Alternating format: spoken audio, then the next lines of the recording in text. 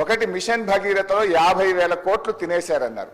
అసలు మిషన్ భగీరథకు అయిన ఖర్చే 28,000 కోట్లు అయితే 50,000 కోట్లు తినేశారని మాట్లాడడం సబబు కాదు. అది సభ రికార్డు నుంచి తొలగించాలి.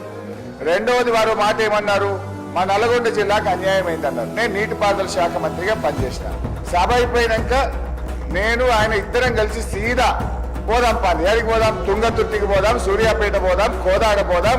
నాటి కాంగ్రెస్ పాలనలో 1 ఎకరానికి నీళ్లు రాకపోతే కాళేశ్వరం నీళ్లతోని 2 లక్షల ఎకరాలకు గోదావరి నీళ్లు పారించినమా లేదా, పోయి సీదా కాలువల మీద నడుచుకుంటూ ఈ నీళ్లు ఎప్పుడు వచ్చినాయి, కేసీఆర్ వచ్చినాక వచ్చినాయా, అంతకుముందు వచ్చినాయా అడుగుదామంటే అడుగుదాం.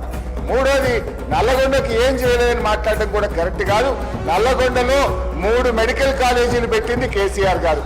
నల్లగొండ పట్టణంలో గతంలో మీరు మంత్రిగా ఉన్నప్పుడు ఎట్లా ఉంది, కేసీఆర్ గారు నల్లగొండ పట్టణాన్ని గత 5 ఏళ్లలో ఎంత అభివృద్ధి చేశారో నల్లగొండ పట్టణ ప్రజలను అడుగుతా కూడా చెప్తారు అధ్యక్ష. యాదాద్రి పవర్ ప్లాంట్ ఇచ్చిన అధ్యక్ష. ఇలా నల్లగొండను అన్ని రకాలుగా ఆ జిల్లాను సమగ్రంగా అభివృద్ధి చేసింది బీఆర్ఎస్ పార్టీ.